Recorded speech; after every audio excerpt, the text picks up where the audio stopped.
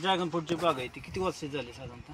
हे आता सरासरी 2 वर्षे झाली. 2 वर्ष झाली. म्हणजे 2022 ची लागण आहे. बरं जानेवारी 2022 ची. बरं. तर गेल्या वर्षी आपल्याला किती ॲव्हरेज गावलेलं काय? गेल्या वर्षी सरासरी मला 6.25 टन माल गावला. होता. आणि ह्याची साईज किती होती साधारणतः? साईज त्याची साईज आमची उलटी मोठी होती. हां. 250च्या पुढचे 250ला आम्हाला माल सापडलाच नाही. सगळा माल सापडला तो 250. आता सरासरी हायएस्ट आमचा माल म्हणजे 1027 ग्रॅमचा सापडला. 1027 म्हणजे जवळपास 1.25 किलोचा. हो 27 म्हणजे 1000ला क्रॉस करून 1000 काही फळं सापडली अशी. म्हणजे बरोबर. मला सगळा सरासरी 400च्या आतला नसल्यासारखाच म्हणजे 400 आतला जर 40 बॉक्स निघाले तर 400च्या आतला 1-2 किंवा 1-2 बॉक्स सापडायचे. बरोबर. नाही तर सगळा 400च्या पुढचाच माल होता ॲव्हरेज. गेल्या वर्षी 6 टन गावलं. हो. आणि तुम्ही ह्याला बेसल डोसला काय काय वापरता खतं? बेसल डोसमध्ये आम्ही कृषी माध्यम वापरतो आणि त्याच्यात घेऊन थोडंसं 10-20 आपल्याला लागणार. हा थोडी रासायनिकचं थोडक्या प्रमाणात म्हणजे जास्ती सेंद्रिय वापरतो. बरोबर. आणि बाकीचं थोडं नॉर्मल मध्ये एसओपी थोडंसं टाकून त्याला टोचन म्हणून देतो. ते कृषी माध्यमची खतं वापरल्यामुळे चवीला ह्याच्यात फरक आहे. कृषी माध्यमच्या खताच्या सेंद्रिय खतात आणि रासायनिक खतात फरक आहे. त्यामुळं ते फरक पडतोच. बरोबर.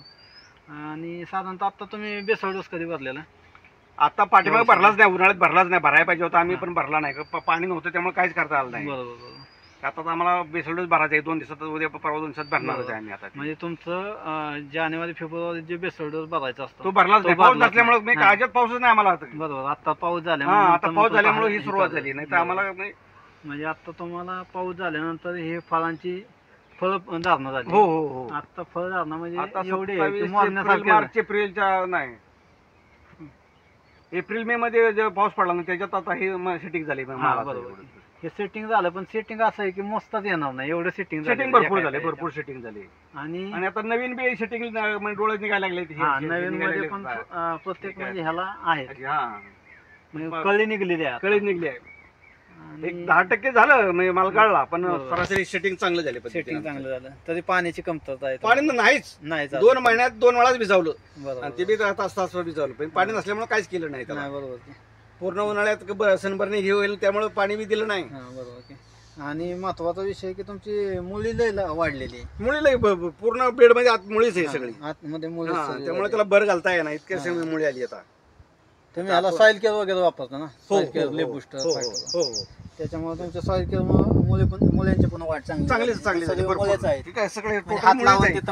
आहे हे सगळे टोटल. आता ह्याला काय बरंच घालता येणार म्हणजे असे उकरताच येणार नाही. इतकी मुळी सुटली त्याला भरपूर. आता सध्या तर आम्ही आता काय करणार आहे वरचीवरच आता पाऊस सुरू होणारच आहे.